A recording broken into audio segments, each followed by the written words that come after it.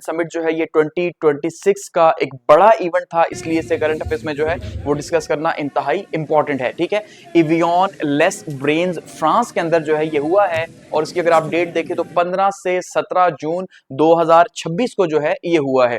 ठीक है, और इसका जो मेन थीम था वो था जी यूनिटी एंड कन्वर्जेंस। ठीक है, कि भाई हमें इकट्ठा होना है और एक पॉइंट पे जो है हमें आना है ताकि हम मसाइल का हल निकाल सके। जाहिर बात है ग्रेड 7 यानी ग्रुप ऑफ 7 है और ये 7 बड़े इंडस्ट्रियलाइज्ड कंट्रीज हैं जो समझते हैं कि इनकी रिस्पॉन्सिबिलिटी है कि भाई ये जो है दुनिया को साथ लेके चल सकें। तो इन कंट्रीज में अगर आप देखेंगे कनाडा है, फ्रांस है, जर्मनी है, इटली है, जापान है, यूनाइटेड किंगडम है और यूनाइटेड स्टेट्स है।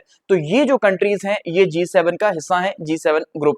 ठीक है, तो डिस्कस करते हैं जी यहाँ पे क्या बातचीत हुई है। अब इस समिट को अगर हम एट ए ग्लैंस देखें कि भाई क्या जो है वो इंपॉर्टेंट डिस्कशंस यहाँ पे हुई हैं इन 3 दिनों के अंदर, क्योंकि हमने इसे सिर्फ सम अप करना है कि 3 दिनों के अंदर क्या बातचीत हुई। तो यहाँ पे यूक्रेन की सपोर्ट की सबसे ज्यादा बात हुई है, यानी सबसे जो हाई प्रायोरिटी जो इनके पास जो इशू था वो यूक्रेन था। जाहिर बात है यूरोपियन कंट्रीज ज्यादा हैं तो यूक्रेन जो है वो यूरोप की सिक्योरिटी का सवाल है, उसके फ्यूचर का सवाल है। उसके बाद यहाँ पे मिडिल ईस्ट की बात हुई है, यूएस और ईरान को लेके बातचीत हुई है कि भाई किस तरह से उनकी डील होगी। फिर चाइना और उसके साथ ट्रेड की बात हुई है, गो कि चाइना वहां मौजूद नहीं था लेकिन फिर भी चाइना की बात होती रही है वहां पे। आर्टिफिशियल इंटेलिजेंस की बात हुई है वहां पे, इसी तरह से क्रिटिकल मिनरल्स जो हैं उनकी बातचीत हुई है यहाँ पे। ठीक है, मैक्रोन की जो डिप्लोमेसी है उसको कहा गया कि भाई बहुत अच्छा होस्ट किया आपने, और ग्लोबल इकोनॉमी जो है उसको जो चैलेंजेस हैं यानी एनर्जी है, सप्लाई चेन्स हैं, स्टेबिलिटी है, इसको लेके जो है वो डिस्कशन हुई है। ठीक है, तो स्टार्ट करते हैं। सबसे पहले अगर हम बात करें तो स्ट्रॉन्ग सपोर्ट फॉर यूक्रेन हमें जो है वो यहाँ पे देखने को मिली है और ये इस समिट का विनर भी रहा, यानी सबसे ज्यादा जो इंपॉर्टेंस दी गई है वो यूक्रेन को दी गई है यूरोप की सिक्योरिटी की वजह से। ठीक है, तो एक हिस्टोरिक आप ये कह सकते हैं डिप्लोमेटिक ब्रेक थ्रू है कि भाई जिसमें G7 कंट्रीज सारे जो हैं वो एग्री हैं इस बात के ऊपर कि हाँ भाई यूक्रेन जो है उसकी सिक्योरिटी इंपॉर्टेंट है। यहाँ पे सबसे पहले यूक्रेन के लिए क्या कहा गया कि मिलिट्री एड जो है वो बढ़ाई जाएगी यूक्रेन के लिए जी, और जो मिलिट्री असिस्टेंस है उसको इंक्रीज किया जाएगा और एयर डिफेंस सिस्टम जो है वो भी यूक्रेन को दिया जाएगा। ठीक है, और उसके बाद जो है यहाँ पे एनर्जी सपोर्ट की बात की गई कि भाई जो उसका सिस्टम जो तबाह हो चुका है उसको दोबारा से बिल्ड करने का इंफ्रास्ट्रक्चर की रिस्पॉन्सिबिलिटी G7 ने ली है। इसके अलावा सैंक्शंस की बात की है कि भाई जो रशिया है उसके ऊपर मजीद सैंक्शंस को बढ़ाया जाएगा ताकि जो है टफ टाइम दिया जा सके रशिया को। आर्म प्रोडक्शन के हवाले से बातचीत की गई है क्योंकि आपने देखा यूक्रेन जो है कई दफा कह चुका है कि उसे एंटी बैलिस्टिक मिसाइल्स चाहिए, सिस्टम चाहिए, तो उसके लिए कहा गया कि भाई पेट्रियट जैसा सिस्टम जो अमेरिका के पास है तो उसका शायद लाइसेंस अब जो है वो आगे आने वाले टाइम पे यूक्रेन को मिल जाए। ठीक है, इकोनॉमिक अगर प्रेशर की बात करें तो ये कहा गया रशिया पे इकोनॉमिक प्रेशर जो है वो बढ़ाया जाएगा ताकि जो है वो इससे मजीद रशिया जो है वो घुटने टेके मजबूर हो जाए। और इसके अलावा ट्रम्प जो है उसने भी काफी जो है उन्होंने काफी इंटरेस्ट जो है वो शो किया है यूक्रेन की सिक्योरिटी को लेकर, क्योंकि इससे पहले वो इतने ज्यादा सीरियस दिखाई नहीं दिए जो कि इस समिट के अंदर जो है हमने देखा वो दिखाई दिए हैं। ठीक है, तो ये यानी कि जितनी भी इंपॉर्टेंट चीजें थी ये सारी की सारी यूक्रेन के हवाले से कही गई हैं कि हमने यूक्रेन के साथ क्या करना है। ठीक है, उसके बाद अगर हम बात करें तो मिडिल ईस्ट जो है वो दूसरा इंपॉर्टेंट इशू था कि भाई मिडिल ईस्ट जो है यूएस ईरान की जो पीस फ्रेमवर्क है उसके ऊपर जो बातचीत चल रही थी। आपने देखा कि G7 के समिट के अंदर ही ट्रम्प साहब ने जो है वो साइन भी किया था, जो थर्सडे को साइन हुए थे। ठीक है, तो व्हाई इट डोमिनेट डिस्कशन कि भाई क्यों डोमिनेट हुआ। जाहिर बात है यूएस ईरान जो फ्रेमवर्क है वो चल रहा था इस समिट के दौरान, रीजनल टेंशंस जो है वो बढ़ी हुई थी और ग्लोबल एनर्जी जो है उसके लिए बहुत ज्यादा प्रॉब्लम था स्ट्रेट ऑफ हॉर्मज की क्लोज होने की वजह से। ठीक है, तो लीडर्स जो है उन्होंने किसको वेलकम किया कि ये जो पीस डील हो रही है उसको उन्होंने बहुत अच्छे से देखा। वो कि उन्होंने ये भी देखा कि उस टाइम पे जो समिट लीक हुआ था, जो 14 पॉइंट्स जो लीक हुए थे पहले, ठीक है, तो उस पे ट्रम्प को काफी ज्यादा प्रेशर का भी सामना करना पड़ा कि भाई किन बातों के ऊपर जो है माना जा रहा है। इसके अलावा उनको यही खुशी थी कि री ओपन हो जाएगी स्ट्रेट ऑफ हॉर्मज जो है। ठीक है, और फ्यूचर जो डिप्लोमेटिक निगोशिएशंस हैं वो भी जारी रहेंगी। इसके अलावा यहाँ पे मिडिल ईस्ट इसलिए इंपॉर्टेंट था कि ऑयल की प्राइसेस जो हैं उन्होंने कहा कि भाई डील के बाद जाहिर बात है स्टेबलाइज होंगी, ये इंपॉर्टेंट था। ग्लोबल ट्रेड जो है वो बहाल हो जाएगी कमर्शियल शिप्स के लिए, एनर्जी इंफ्रास्ट्रक्चर जो है स्ट्रेट ऑफ हॉर्मज का वो रीओपन होने के साथ साथ वो भी जो है बेहतर हो जाएगा, ये सबसे इंपॉर्टेंट था। ठीक है, तो यहाँ पे G7 के अंदर की बात की गई।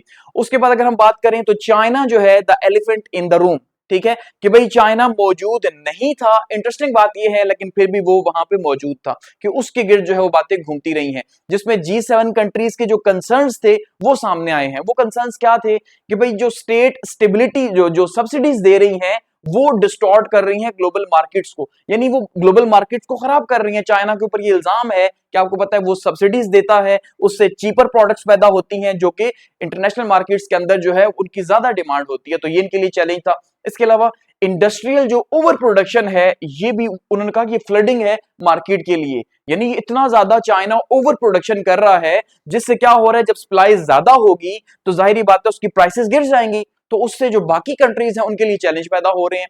इसके अलावा जो ट्रेड इम्बैलेंसेस हैं G7 कंट्रीज के साथ चाइना के वो भी बढ़ते जा रहे हैं, यानी चाइना की जो सप्लाई है वो ज्यादा है और वो जो डिमांड वापस जो ले रहा है ठीक है वो कम है, ये भी चैलेंजेस हैं। इसके अलावा उन्होंने कहा भाई जो कंसंट्रेशन है अगर मैन्युफैक्चरिंग की वो सिर्फ चाइना में रहेगी तो ये भी बहुत बड़ा चैलेंज है। जैसे आज आपने देखा मिडिल ईस्ट के अंदर से ऑयल की जितनी भी कंसंट्रेशन थी उसके नतीजे के तौर पे पूरी दुनिया ही जो है उसने क्राइसिस का सामना किया। तो कल को अगर चाइना के साथ वॉर होती है, हालात खराब होते हैं तो मैन्युफैक्चरिंग नहीं होगी तो क्या होगा। सो इसका मतलब उसे दुनिया के एक मुल्क में नहीं होना चाहिए। ये कंसर्न्स थे G7 के चाइना को लेके, ठीक है। फिर G7 में जो पोजीशन या डिमांड थी वो क्या थी कि भाई वो क्या चाह रहे थे, वो चाह रहे थे एक तो बैलेंस हो जाए ग्लोबल ट्रेड का, ठीक है, इकोनॉमीज का। दूसरा उन्होंने कहा भाई हम जो इकोनॉमिक जो डिस्टॉर्शंस हैं वर्ल्ड वाइज उनको खत्म करना चाहिए हमें। तीसरा हमें डाइवर्सिफाई करना चाहिए इसको कि भाई सिर्फ चाइना के अंदर ना हो, थोड़ा किसी और मुल्क के अंदर किसी और तो इस तरह से क्या होगा जब हम डाइवर्सिफाई करेंगे तो जाहिर बात है चीजें जो है बेहतर मैनेज होंगी, ठीक है। और डोमेस्टिक ग्रोथ जो है उसको सरप्लस में लेके जाना ये भी इनके लिए एक बहुत इंपॉर्टेंट जो है वो चैलेंज था, ठीक है जी। तो सबसे इंपॉर्टेंट क्या था कि भाई चाइना जो है वहां नहीं था लेकिन फिर भी उसके ऊपर तहफुजात का इजहार किया गया है, ठीक है। नंबर 4 पे है आर्टिफिशियल इंटेलिजेंस। आप देख रहे हैं जैसे आज रेस लगी हुई है कि भाई एक साइड से अमेरिका है एक साइड से चाइना है, मुसलसल जो है वो नई नई चीजें बन रही हैं। तो एआई के हवाले से बातचीत की गई है कि भाई एआई गवर्नेंस जो है, एआई को कंट्रोल करना पूरी दुनिया के अंदर, इसका मतलब ये एआई गवर्नेंस है कि उसे हिस्सादार बनाना, उसके ऊपर काम करना। तो ग्लोबल रूल्स और ओवरसाइट्स का फ्रेमवर्क जो है उसके ऊपर बातचीत की गई है। इसके अलावा एआई की सेफ्टी के ऊपर बातचीत की गई है कि भाई एआई की जो सेफ्टी है वो भी इंपॉर्टेंट है, ठीक है। तो उसको जो है वो इस तरह से कंट्रोल करे कि वो नुकसानदेह ना हो इंसानियत के लिए। उसके अलावा चाइल्ड प्रोटेक्शन के हवाले से एआई के हवाले से बातचीत की गई है कि भाई ऑनलाइन ऐसा मैकेनिज्म निकाला जाए जो बच्चों की सेफ्टी के ऊपर काम कर सके, उन्हें नहीं पता क्या बेहतर है क्या नहीं है। फिर एडवांस जो है चैट बोट्स जो है उनके ऊपर बातचीत की गई है कि भाई वो किस लेवल तक जा सकते हैं। जैसे आपने देखा कि भाई जो क्लॉड एआई था उसके कुछ जो है एडवांस वर्जन्स जो है अमेरिका ने बैन कर दिए बाकी दुनिया के लिए कि वो सिक्योरिटी रिस्क थे। तो इस तरह की जो है वो चीजों को कैसे कंट्रोल किया जाएगा। और सिंथेटिक कंटेंट जो है, ठीक है, जो मिस इन्फॉर्मेशन है या एआई जनरेटेड जो चीजें हैं उनको कैसे कंट्रोल किया जाएगा, ये भी बहुत इंपॉर्टेंट जो है वो यहाँ पे पॉइंट था जो डिस्कस हुआ। तो पार्टिसिपेंट्स की अगर हम बात करें तो इसमें एआई की तरफ से कुछ G7 कंट्रीज तो खुद मौजूद थे, इसके अलावा ओपन एआई के एग्जेक्टिव मौजूद थे, एंथ्रोपिक जो है क्लॉड एआई के वो जो है एग्जेक्टिव मौजूद थे कि भाई किस तरह से इन चीजों को हैंडल किया जाएगा, ठीक है। तो ये सबसे इंपॉर्टेंट था। फिर यहां बात हुई है जी क्रिटिकल मिनरल अलायंस की, ठीक है, कि भाई किस तरह से मिनरल अलायंस जो है, अब आपको पता है जो मिनरल्स हैं खास करके जो क्रिटिकल मिनरल्स हैं जो बहुत ही इंपॉर्टेंट है इस टाइम पे दुनिया की टेक्नोलॉजी को, एआई रेवोल्यूशन को आगे ले जाने के लिए, और वो सिर्फ ज्यादातर आपको पता है चाइना से आ रहे हैं, ठीक है। तो ये बहुत बड़ा इशू था। तो सिक्योर एक्सेस की कैसे होगी इसके ऊपर बातचीत की गई कि किस तरह से ये मिनरल्स इनको प्रोवाइड होते रहेंगे इनकी इंडस्ट्रीज को। इसका रिस्क जो है वो कैसे रिड्यूस होगा कि भाई किसी एक मुल्क के अंदर ये रहे और सप्लाई बंद होगी तो फिर क्या होगा, ठीक है। इकोनॉमिक सिक्योरिटी को लेकर डिस्कशन हुई है कि भाई किस तरह से इकोनॉमिक सिक्योरिटी जो है वो इन रेयर अर्थ मिनरल्स के साथ जो है वो जुड़ी हुई है, तो किस तरह से इसको बढ़ाया जाएगा।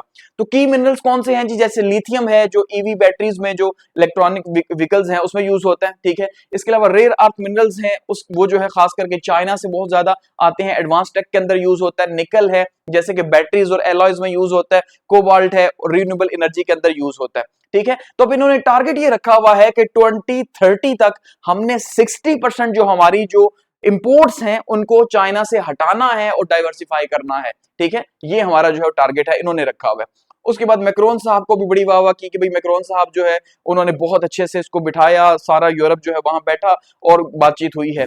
और इसका रिजल्ट क्या निकला कि 9 जॉइंट स्टेटमेंट्स जो है प्रोड्यूस हुई हैं। यूक्रेन के ऊपर एक स्ट्रॉन्ग जो है वॉइस देखने को मिली है, मिडिल ईस्ट की वॉर को लेके यहाँ पे बातचीत हुई है, तो ये भी काफी ज्यादा इंपॉर्टेंट था, ठीक है। और लास्ट में अगर ग्लोबल एनर्जी और एनर्जी सिक्योरिटी की बात करें तो वो यहां डिस्कस हुई है कि मेजर कंसर्न्स क्या थे, कि भाई ग्लोबल जो इकोनॉमी है उसको चैलेंजेस क्या हैं, जिसमें एनर्जी की जो प्राइसेस हैं वो बढ़ रही हैं, स्ट्रेट ऑफ हॉर्मस की वजह से मजीद बढ़ी, ठीक है, सप्लाई चेन जो है उसकी डिस्ट्रप्शंस हैं, इकोनॉमिक जो है अनसर्टेनिटी है, इसी तरह से ग्लोबल जो कॉन्फ्लिक्ट्स है उनका असर क्या है। तो प्रपोज क्या किया गया कि डाइवर्सिफाई किया जाना चाहिए, बजाय इसके कि 20% जो ऑयल है वो स्ट्रेट ऑफ हॉर्मस से गुजरता है तो उसको किसी तरह से डाइवर्सिफाई किया जाए, ठीक है। इसके अलावा जो स्ट्रेटेजिक रिजर्व्स हैं जो कि मुश्किल वक्त के लिए रखे हुए हैं उनको बढ़ाया जाए, ताकि अब जैसे वॉर हुई अगर 3 महीने 2 महीने तो एटलीस्ट उनके पास कोई अल्टरनेट होना चाहिए था यूज करने का। सप्लाई चेन को मजीद बेहतर किया जाए और सस्टेनेबल ग्रोथ को जो है वो बढ़ाया जाए, ये जो है ग्लोबल एनर्जी के ऊपर बातचीत की गई है। तो की पॉइंट्स क्या है जी, एवियन के अंदर ये हुआ है, ठीक है, फ्रांस के अंदर। और दूसरा यहाँ पे क्रिटिकल मिनरल्स की बात की गई, स्ट्रेट ऑफ हॉर्मस की बात की गई, ईरान यूएस पीस फ्रेमवर्क की बात की गई है, यहाँ पे चाइना जो है वो मौजूद नहीं था फिर भी वहां पे मौजूद था, और 9 जॉइंट स्टेटमेंट्स जो है वो आए हैं यहाँ पे, ठीक है। तो ये हमारे पास जो है वो G7 का समिट था जो कि बहुत ही इंपॉर्टेंट था।